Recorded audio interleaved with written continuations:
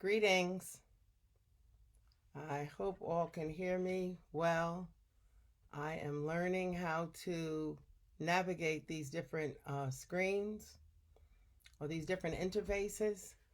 And I'm hoping today for the read aloud that you will not see me in reverse order any further, that you will see me live and in the appropriate landscape and um, and it won't be reversed. So I'm learning. Um, so one of my classmates, Valerie, I see she just joined. Her granddaughter asked yesterday if I was going to ask them questions. So I hope that I'll be able to see your questions when I finish doing the read aloud and I can address them. Okay. So again, I'm learning this mode, this online way of sharing a read aloud.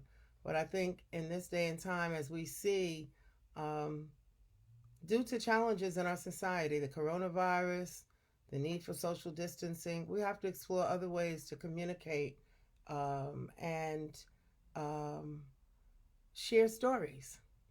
So, the story that I'm going to read tonight is by Toni Morrison. Hi, Sam. Hi, Valley. And Olivia, her granddaughter. And hi, Rachel. Glad y'all joined me. So many of you know Toni Morrison as a novelist and a writer and a uh, Pulitzer Prize winner, but she's also a writer of children's books. And so the book today is called The Big Box by Toni Morrison. Okay. Hi, Diane. The Big Box.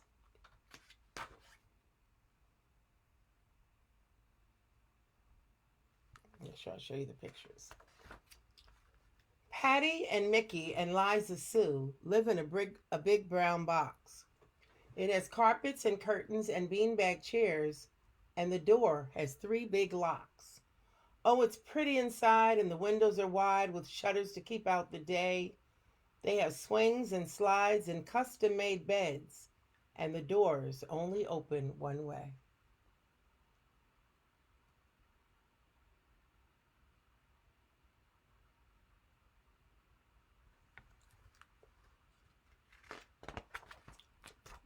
Your parents visit on Wednesday nights, and you should see the stuff they get: pizza and Legos and bubble yum and a four-color TV set.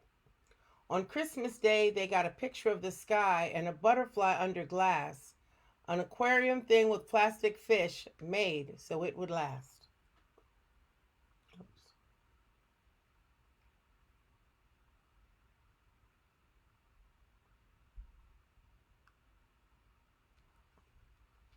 The illustrations are very detailed.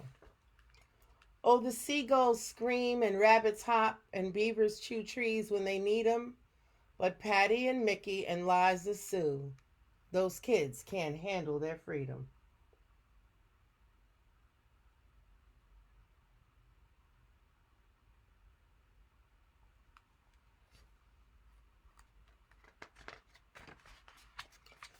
Now, Patty used to live with a two-way door in a little white house quite near us, but she had too much fun in school all day and made the grown-ups nervous. She talked in the library and sang in class, went 4 times to the toilet. She ran through the halls and wouldn't play with dolls, and when we pledged to the flag, she'd spoil it.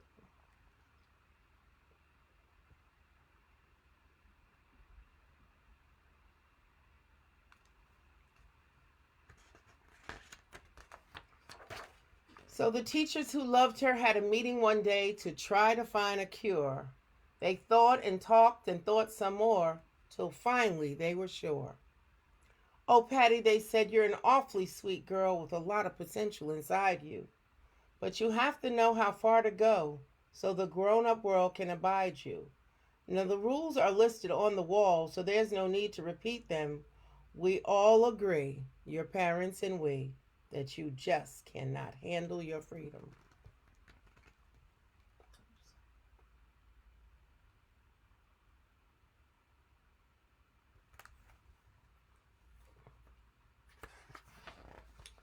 Patty sat still, and to avoid their eyes, she lowered her little girl head.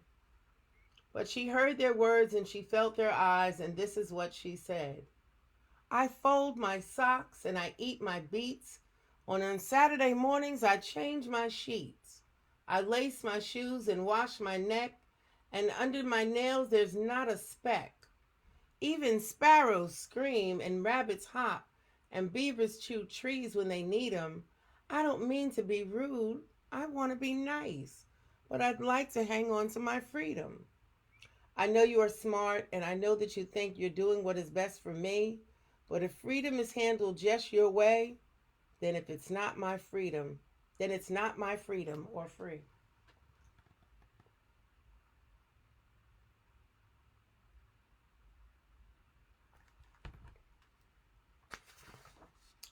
So they gave little Patty an understanding hug and put her in a big brown box. It has carpets and curtains and beanbag chairs, but the door has three big locks. Oh, it's pretty inside, and the windows are wide with shutters to keep out the day. She has swings and slides and a canopy bed, but the door only opens one way. Her parents visit on Wednesday nights, and you should see the stuff she gets. Barbie and Pepsi and a princess phone and a hi-fi stereo set. On Easter, she got brand new jeans with Nikes and a Spice Girl shirt, marzipan eggs and jelly beans and a bit of genuine dirt.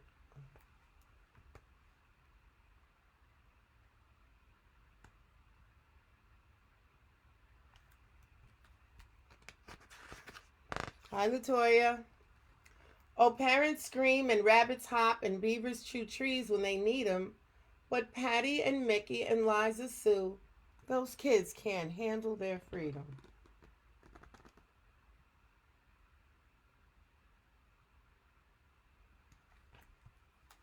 Oh, excuse me. Let's drop the book. Now, Mickey used to live on the 18th floor with two elevators to serve us, but he had too much fun in the streets all day and made the grown-ups nervous. He wrote his name on the mailbox lid and sat on the super's Honda. He hollered in the hall and played handball right where the sign said not to.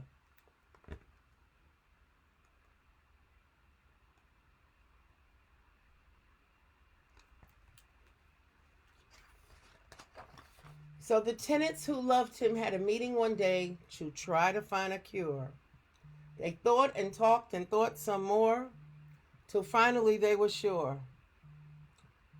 Oh, Mickey, they said, you're an awfully nice kid with a wonderful future before you, but you have to know how far you can go so the grown-up world can adore you. Now, the rules are listed on the elevator door, so there's no need to repeat them. We all agree, your parents and we, that you just can't handle your freedom.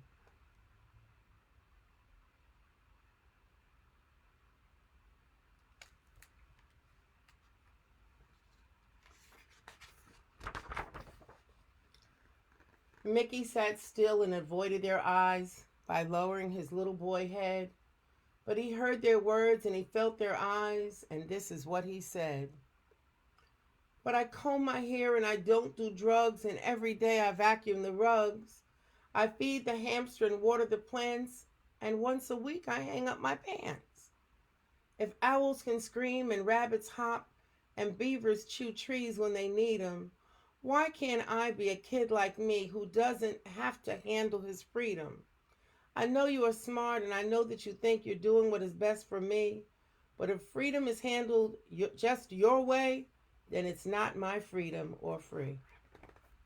Hey, Liz Willem. Hola.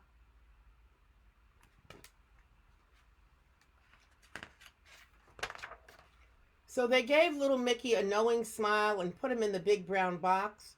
It has carpets and curtains and beanbag chairs, but the door has three big locks. Oh, it's pretty inside, and the windows are wide with shutters to keep out the day. He has swings and slides and a double bunk bed, but the door only opens one way.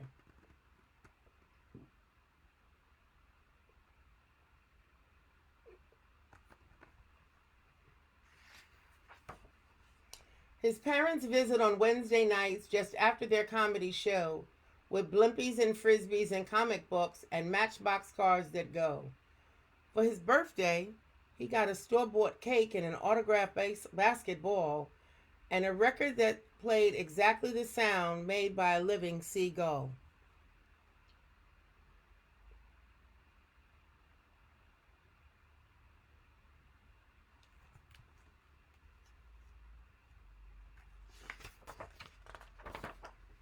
Oh, baby seals scream and rabbits hop and beavers chew trees when they need 'em. But Patty and Mickey and Liza Sue, poor kids, can't handle their freedom.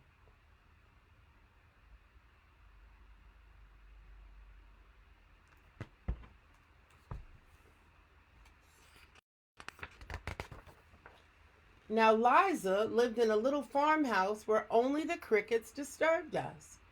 But she had too much fun in the fields all day and made the grown-ups nervous. She let the chickens keep their eggs, let the squirrels into the fruit trees. She took the bit from the horse's mouth and fed honey to the bees.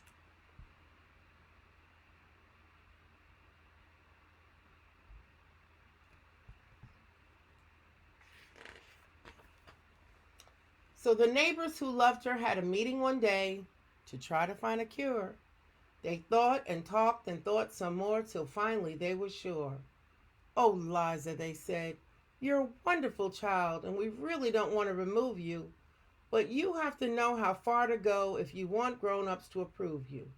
Now the rules are clear in everybody's mind, so there's no need to repeat them.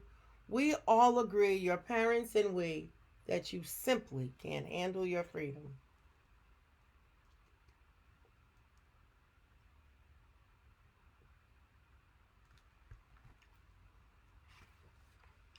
Liza sat still and avoided their eyes by lowering her little girl head, but she heard their words and she felt their eyes, and this is what she said.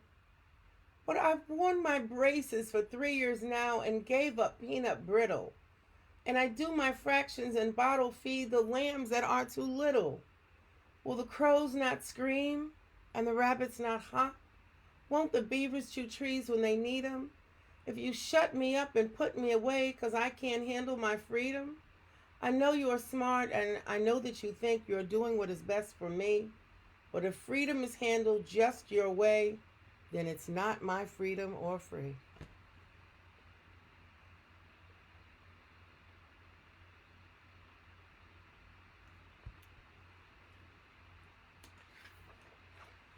So they gave little Liza a pat on the cheek and put her in the big brown box. It has carpets and curtains and beanbag chairs, but the door has 3 big locks. Oh, it's pretty inside, and the windows are wide with shutters to keep out the day. She has swings and slide and a water bed, but the door only opens one way.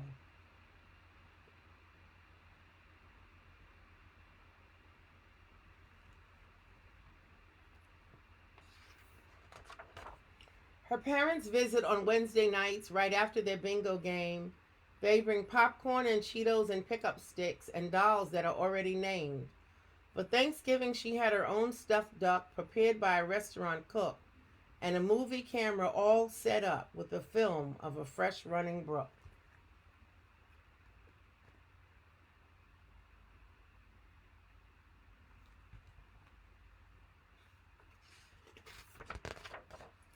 Oh, the porpoises scream and the rabbits hop and beavers chew trees when they need 'em. But Patty and Mickey and Liza Sue, who says they can't handle their freedom?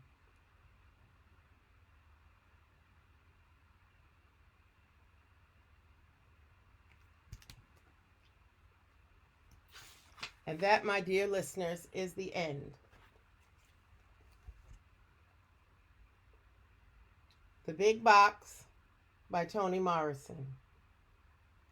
So I'm only going to read one book today because I don't have so many books at my house due to the coronavirus shutdown, and I want to be able to continue this every day during the shutdown rather. But I see a number of people are here, and hi Olivia. I love to know that there are children watching. And I'm thankful that all of you have joined. So, does anyone have any questions or anybody have a comment? Hey, cuz, Lisa joined. Liz Willem, Victoria, Aiden, Toya, Diane, Sam, Rachel, Val.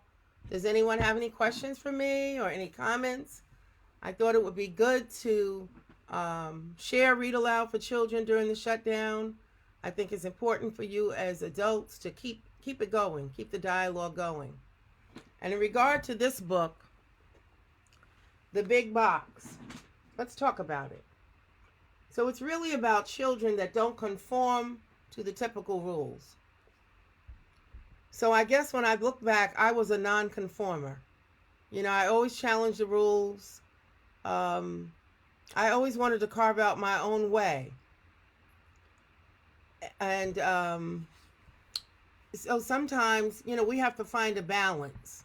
So there's a question. Valerie said her granddaughter, the book was a little bit too deep for her, and she wanted to know if the kids were put in a mental home. No, they weren't put in a mental home. They just use an example of a box to show an environment where kids would be limited to certain things.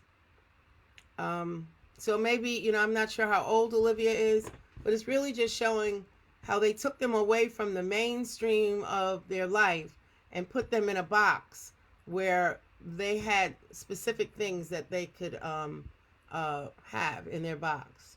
So one suggestion is perhaps children would like to do a writing or art project. This is a suggestion from Sam, that they would like to do a writing or an art project. Okay, Olivia is 6 years old. Got it.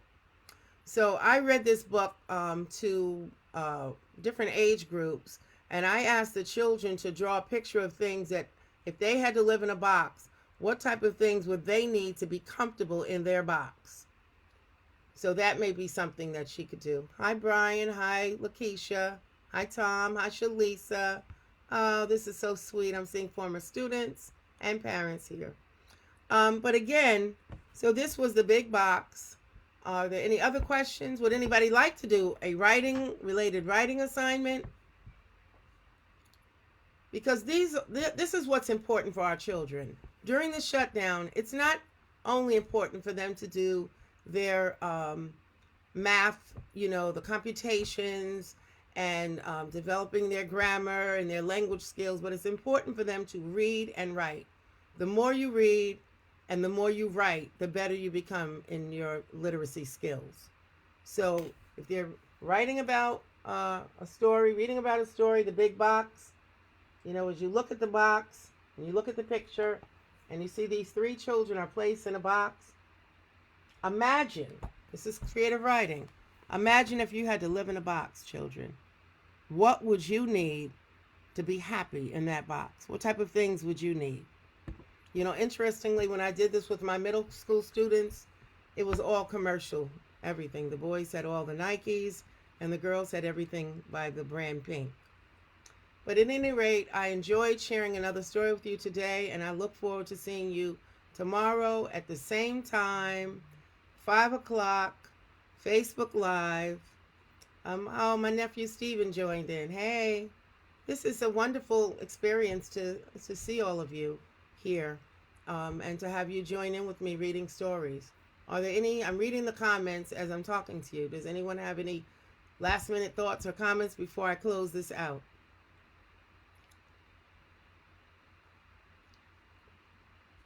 If not, tomorrow I will read a book for younger children, Olivia, because I know that you will be watching. Okay? So look forward to that. So again, tomorrow at 5 p.m., Storytime with Dr. Tinsley. I love you. Peace.